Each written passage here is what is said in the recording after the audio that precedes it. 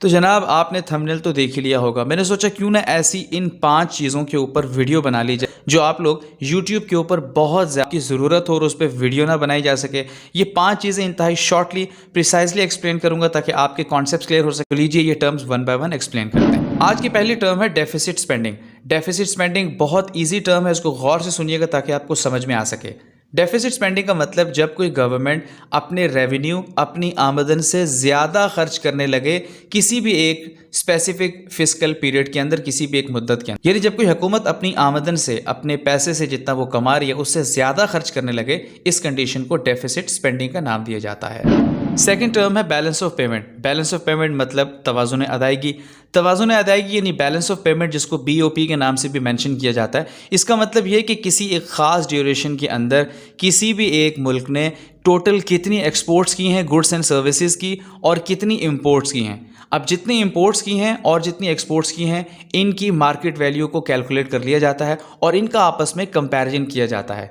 Total imports का जितनी भी गुड्स एंड सर्विसेज की हैं उसकी मार्केट वैल्यू और जितनी भी एक्सपोर्ट की हैं उसकी वैल्यू निकालेंगे और कंपैरिजन करेंगे।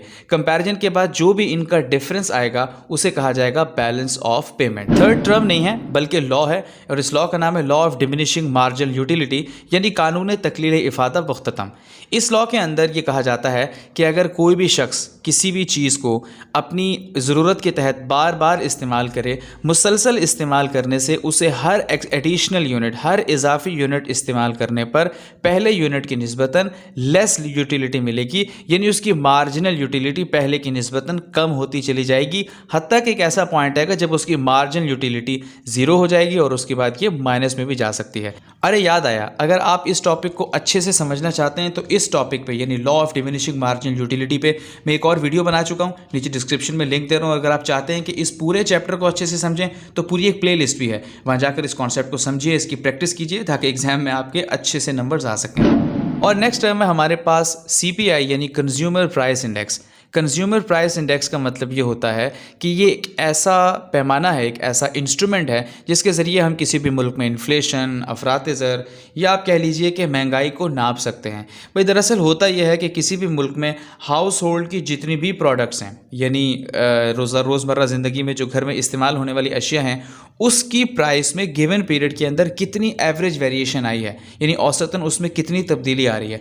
बस ये कीमतों के उतार चढ़ाव को नापने का सादा सा तरीका CPI कहलाता है। और लास्ट टर्म है GDP। लगे हाथों आपको ये भी बताता चलूँ कि अगर आपको पाकिस्तान भर में किसी भी शहर में या किसी भी गाँव में ऐसी कोई भी बुक चाहिए जो आपकी एजुकेशन से रिलेटेड है तो नीचे WhatsApp नंबर दे रहा हूँ, इस WhatsApp नंबर पर रब्ता कीजिए और घर बैठे वो किताब मंगवा सकते हैं। और लास्ट टर्म है GDP। GDP stands for gross domestic product. So GDP का मतलब ये हुआ कि कोई भी एक मुल्क एक स्पेसिफिक पीरियड के अंदर, कि एक स्पेसिफिक टाइम के अंदर उसने जितनी भी फिनिश्ड गुड्स यानी मुकम्मल तैयारशुदा अशिया बनाई हैं और जितनी भी सर्विसेज प्रोवाइड की हैं उन सब की मार्केट वैल्यू को जमा कर लिया जाए।